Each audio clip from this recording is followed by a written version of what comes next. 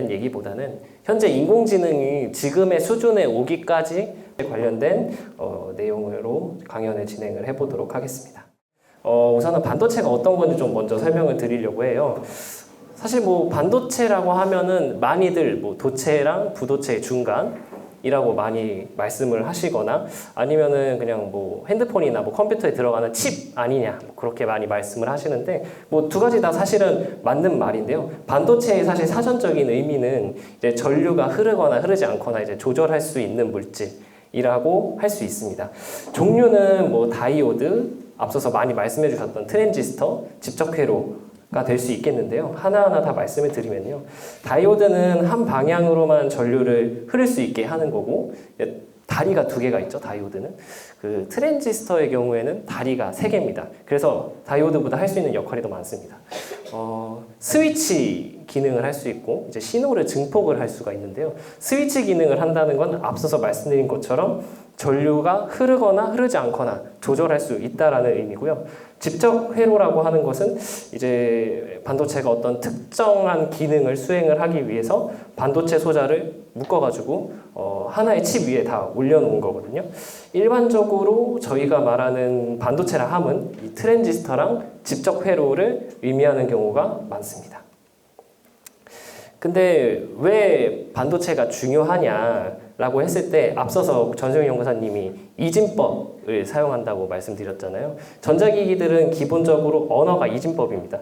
그렇기 때문에 반도체는 아까 스위치 역할을 한다고 말씀드렸는데 전기가 흐르거나 흐르지 않거나를 통해서 이진법인 언어를 표현을 할 수 있기 때문에 전자기기에 많이 활용을 할 수 있는 거고 그렇기 때문에 반도체가 중요한 거거든요. 왜 최신에 들어서 반도체가 각광을 받는지를 우리가 한번 생각을 해보면은 챗 GPT, 뭐 제미나이, 퍼플렉시티 사실 챗 GPT를 모르시는 분은 없단 말이에요. 이 거대 언어 모델을 활용을 해가지고 만든 이 인공지능 서비스가 처음에 나왔을 때는 굉장한 혁명이었어요, 혁명. 근데 그 이후로 제미나이가 나왔고 퍼플렉시티가 나왔는데 그 이후에 그 챗 GPT만큼 강한 임팩트가 있다고 사람들이 인식하고 있지는 않거든요. 그 얘기인 즉슨 저는 인공지능 서비스가 이렇게 우리 가까이 왔고 이제는 이게 너무 자연스럽고 사실은 당연한 거예요. 그렇다 보니까 이게 우리에게 크게 막 임팩트가 있게 다가오는 건 아닌 거죠. 최근에 그 CES가 어제까지 진행이 된 걸로 알고 있는데 세계 최대 규모의 전시회잖아요. 거기서도 사실은 거의 대부분이 인공지능이 핫한 이슈가 됐다라고 할 만큼 사실 저희는 그냥 인공지능 시대에 살고 있다라고 할 수 있습니다. 이거는 최근에 오픈 AI에서 발표한 소라라고 하는 동영상 생성 인공지능 모델에서 만든 영상입니다. 이거는 인공지능이 만든 영상인 거거든요. 한번 감상을 잠깐 해보실게요.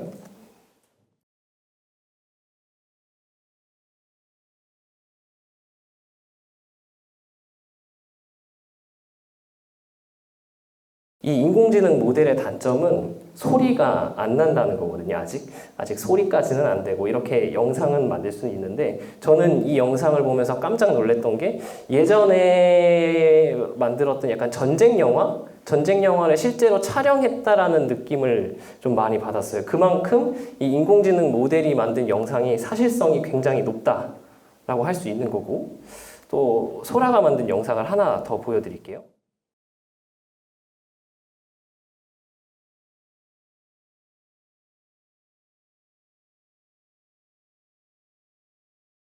이게 그림자가 진다거나 이제 얼굴에 나타나는 음영 이런 게 굉장히 사실적이잖아요. 그러니까 인공지능이 진짜 얼마나 수준이 높아졌는지 우리가 좀 체감할 수 있는 것 중에 하나라고 저는 좀 생각이 들고 사실 인공지능은 데이터 학습을 많이 해서 똑똑을 한 거거든요. 사실 현재 있는 인공지능은 우리가 인터넷에 있는 거의 모든 정보를 이미 학습을 다 했다. 앞으로 더 학습할 데이터가 있을까? 라는 말이 나올 정도로 대부분의 데이터를 학습을 했다고 해요. 이것도 오픈 AI에서 말한 걸로 알고 있는데 스케일링 법칙이라는 게 있습니다. 스케일이라는 게 영어로 크기를 의미하잖아요.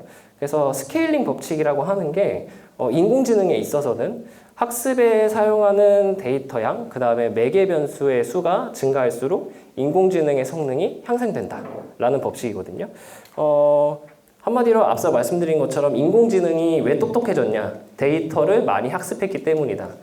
데이터를 많이 학습할수록 인공지능 성능은 향상될 것이다 라는 게 스케일링 법칙입니다.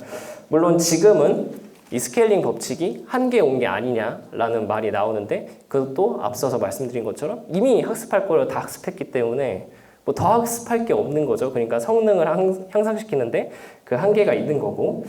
네. 그래서 이런 스케일링의 법칙처럼 우리 지금은 한계에 온다는 얘기를 하지만 불과 몇 년 전만 하더라도 데이터를 많이 학습시키는 거가 인공지능에 있어서 굉장히 중요한 역할이었거든요. GPU의 필요성에 대해서는 계속 강조를 드렸는데, 이 GPU의 성능이 향상되기만 한다고 해서 인공지능의 성능이 향상되는 것은 아니거든요.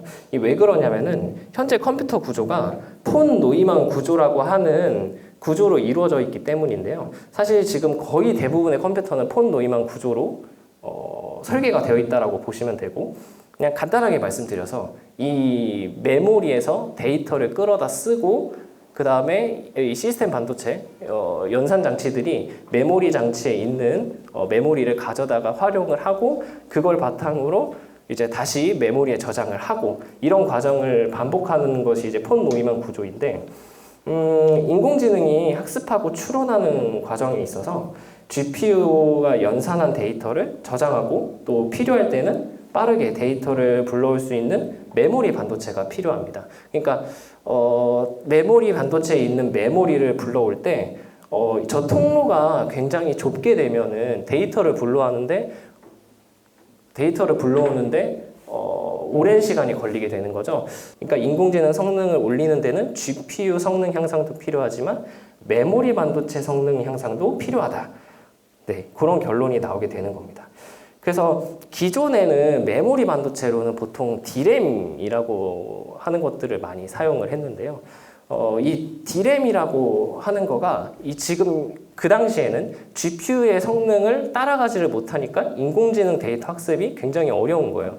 그러면은 이 GPU 업계들이 인공지능을 위해서는 이 메모리 반도체 혁신이 필요하다라고 했던 거고, 이 메모리 반도체도 그래서 D램보다 훨씬 더 좋은 메모리 반도체를 개발을 하기 위해서 굉장히 많이 노력을 했거든요. HBM이라는 게 어떤 거냐면요, 하이 밴드위스 메모리라고 하는데, 단순하게 여러 개의 D램을 수직으로 연결해서 빠른 데이터 전송이 가능한 D램이다 라고 보시면 됩니다. 이 여러 개의 D램을 수직으로 적층을 했기 때문에 기존 D램보다 데이터 처리 속도를 높인 고대역폭 메모리고요. D램을 적층하기 위해서 굉장히 독특한 기술을 쓰는데, TSV라고 하는 HBM이 이제 D램을 적층한다고 말씀드렸잖아요. 이 적층하는 방식이 D램에다가 되게 미세한 여러 가지 구멍을 만들고, 그 다음에 이렇게 관을 하나 꽂습니다. 전기가 통하는 관. 그렇게 되면은 우선은 D램이 하나씩 여러 개가 있게 되면은 입출력 통로가 제한이 되는데, D램을 하나 둔 상태에서 쌓아놓고 여기에 관 박아버리니까 이렇게 수평으로 여러 개 쌓은 것보다 입출력 통로가 굉장히 많아지고, 그 다음에 이 가운데에 GPU가 있게 되는데, GPU와 물리적인 거리가 매우 가까워지게 되는 거거든요.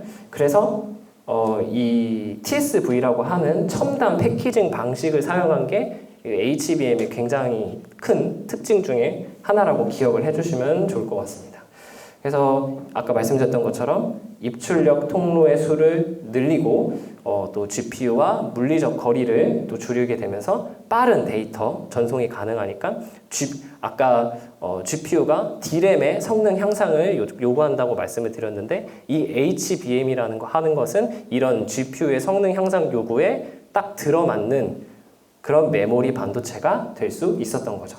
그래서 지금 신문 기사에서도 HBM 굉장히 많이 나오는 게 지금 현재의 기술로서는 이 GPU의 성능 향상 요구에 가장 잘 들어맞는 게 HBM이기 때문이다 라고 기억을 해주시면 되겠습니다.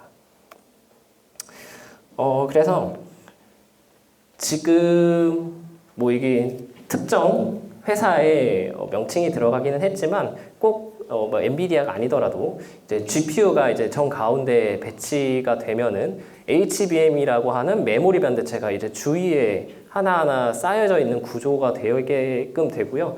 이 GPU와 이 HBM이 함께 붙어서 방대한 인공지능 데이터를 한꺼번에 처리할 수 있도록 하는 이 반도체 세트, 이렇게 크게 되어 있는 반도체 세트 하나를 우리는 보통 인공지능 반도체 내지는 인공지능 가속기라고 합니다. 그래서 인공지능 반도체라고 하는 거는 반도체 자체가 인공지능 능력을 갖고 있는 건 아니고요.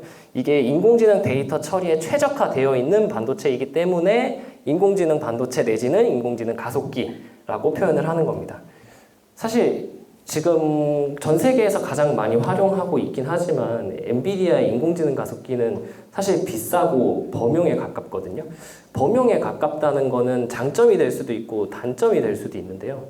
지금은 사실 조금 단점으로 부각이 되고 있는 게 지금 전 세계에 많은 그 빅테크 기업, 뭐 구글이라던가 마이크로소프트라던가 이런 회사에서 인공지능에 더 많은 투자를 하겠다라고 발표를 한 상황이에요. 근데 이제 당연히 이 기업들에서도 인공지능 분야가 굉장히 중요하다는 걸 알고 있지만 이제 투자만 할 수 없거든요. 사실 이제는 이익을 내야 되는 상황인 거고 그러면은 사업성이 있어야 된단 말이죠. 근데 사업성이 있으려면은 비싸고 범용에 가까운 게 아니라 우리가 원하는 애플리케이션이든 아니면 어떤 기기든지 간에 최적화되어 있는 인공지능 가속기를 여기에다가 붙여가지고 사실은 가격도 저렴하고 우리가 원하는 기기나 애플리케이션에 최적화되어 있는 맞춤형 인공지능 가속기를 넣고 싶은 거거든요. 그래서 최근에 뭐 기사를 보신 분들은 아실 수도 있겠지만 주문형 반도체라고 하는 ASIC이 주목을 받고 있는 게 그 이유 때문인데 맞춤형, 주문형이라고 하는 키워드 쪽으로 가고 있다는 거에 대한 설명을 좀 드리고 싶어가지고 이 ASIC이라는 얘기를 꺼내왔는데 지금 아까 제가 5세대 HBM3E까지 나왔다고 말씀을 드렸거든요. 이제 차세대 HBM은 6세대죠. 6세대 HBM인데 HBM4라고 합니다. 그 기존 HBM이랑 이 HBM4는 많이 구조적인 변화가 있는데 기존의 HBM은 아까 그림에서 보시다시피 이렇게 GPU를 가운데 두고 HBM을 주변에 배치를 하는 구조였거든요. 근데 여기 보시다시피 기존 HBM이 GPU 옆에 이렇게 붙어 있는 구조라고 하면은 이제 앞으로 HBM4부터는 저 GPU 위에 HBM을 올리는 거거든요. 이게 왜 큰 변화이냐면은 사실 이렇게 위에다가 더 적층을 할 수 있게 되면은 물리적 거리를 더 줄일 수 있기 때문에 데이터를 더 빨리 보내줄 수 있거든요. 그렇기 때문에 당연히 장점이 되는데 더 큰 거는 사실은 이제부터 맞춤형 HBM이 제작될 수 있다라는 겁니다. 이게 왜 그러냐면은 그 기존에는 베이스 다이라고 하는 저 받침대 역할을 하는 게 그냥 단순하게는 GPU랑 HBM을 서로 옆에 연결하는 역할만 했었다면은 이제 GPU랑 HBM 사이에 들어가면서 직접 연산을 할 수 있다는 점이 사실 큰 거거든요. 이제 단순하게 역할이 연결하는 역할을 넘어서 이제 신속한 데이터 처리를 위한 뭐 일부 연산을 얘가 할 수도 있는 거고 또 지금 수많은 고객사가 있을 텐데 그 고객사에서 요구하는 뭐 컨트롤러 기능이라던가 그런 맞춤형 기능이 탑재되어 있는 인공지능 가속기가 탄생을 할 수 있다. 앞서서 제가 맞춤형, 주문형이라는 게 굉장히 중요한 키워드라고 말씀드렸는데 HBM4에서도 그런 중요한 키워드가 반영이 된다라고 보시면 될 것 같습니다.